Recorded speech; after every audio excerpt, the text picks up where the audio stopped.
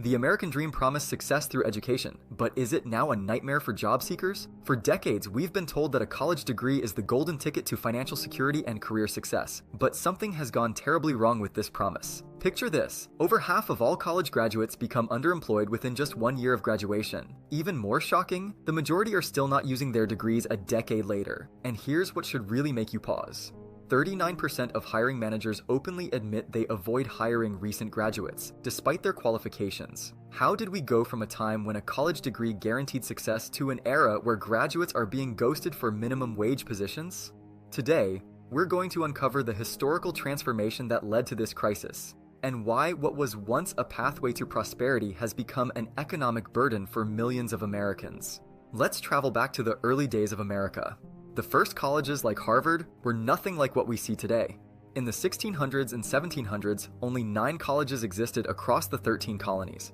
Surprisingly, these institutions weren't designed to help people get better jobs or earn more money. Back then, colleges focused on training religious leaders. Nearly half of their graduates became ministers. For wealthy families, sending their children to college was more about status than education.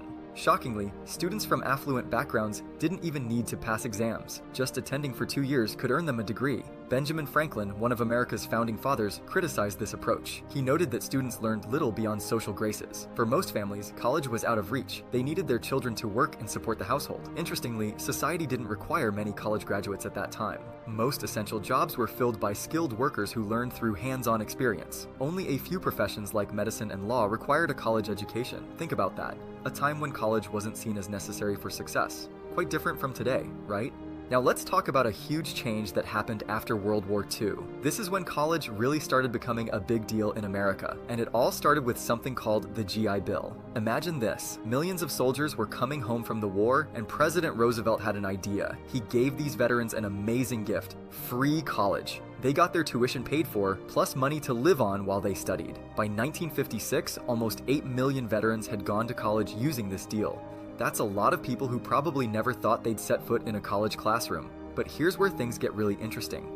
During the Cold War with Russia, the government started pushing even more people to go to college. Why? They wanted smart workers who could help America stay ahead of other countries, especially in science and technology. College wasn't just about learning anymore. It was about showing the world that America was the best. And guess what? This actually worked really well for a while. America was making most of the world's stuff in our factories. And both college graduates and regular workers were doing great. People in suburbs had nice houses whether they went to college or not. You could get good job training programs even without a degree, and companies would teach you what you needed to know. But then something changed in the 1960s. President Johnson wanted even more people to go to college, so he made it easier to get student loans. He thought this was a good idea because college graduates were getting such good jobs, they could easily pay back their loans. But colleges saw an opportunity. Since students could now borrow money from the government, schools started charging more and more for tuition. Want to hear something crazy? In 1970, 1 year of college at a public university cost about $394. Today, it costs more than $15,000. That's like your lunch money going from $1 to $40 overnight. This was just the beginning of big changes that would make college both more important and more problematic for American workers. Now let's talk about something really important that changed everything: the way jobs started demanding college degrees for no good reason. Picture this: in the 1980s and 1990s, big companies started caring more about making money than taking care of their workers. They started sending jobs to other countries where workers were paid less, and they used more machines to do the work. This meant fewer jobs for Americans. Here's where things got weird. Companies started asking for college degrees for jobs that never needed them before. Want to hear something crazy? In 2015, 67% of companies wanted their factory supervisors to have college degrees. But guess what? Only 16% of people actually doing that job had one. The job hadn't changed. Companies just decided they wanted degrees. Another big change happened with job training. Companies used to train their workers and help them move up in the company. But now, they spend 4 times more money on finding new workers than training the ones they have. And here's another shocking fact: only 1 out of every 4 job openings gets filled by someone already working at the company. That's way less than it used to be. Even the government stopped helping. Back in 1979, they spent about $69 billion, in today's money, on job training programs. Today, they're only spending about a third of that. This means if you want to learn new job skills, you pretty much have to go to college, even if you don't really need to. Think about it this way: companies stopped training workers, stopped promoting from within, and started demanding college degrees for jobs that don't really need them. It's like requiring a driver's license to ride a bicycle. It just doesn't make sense. Let's look at what's happening right now with college and jobs. It's pretty scary, but you need to know about it. Remember how we said college costs went up? Well, it's gotten way worse. Today, going to a public college for just 1 year costs about $27,000. That means 4 years of college costs more than $118,000. That's like buying a small house just to go to school. But here's the really bad news. Even after spending all that money, most students aren't getting what they paid for.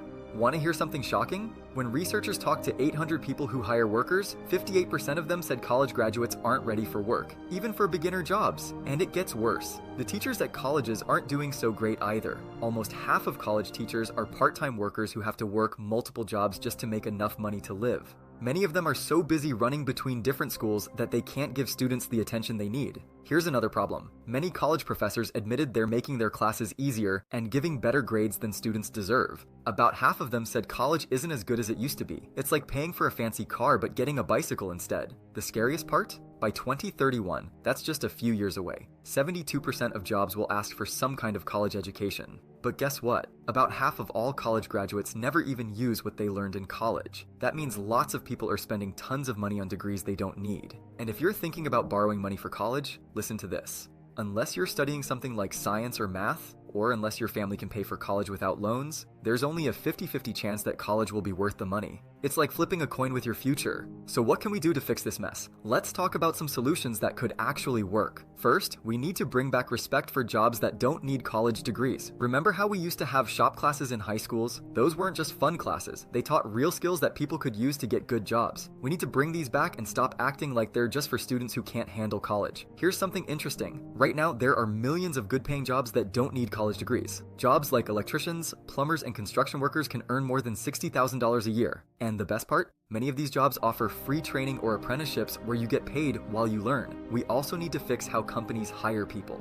Right now, they're asking for college degrees just because they can, not because they need to. That's like requiring a pilot's license to ride a bike. Companies need to start looking at what skills people actually need for the job, not just whether they went to college. And here's something really important.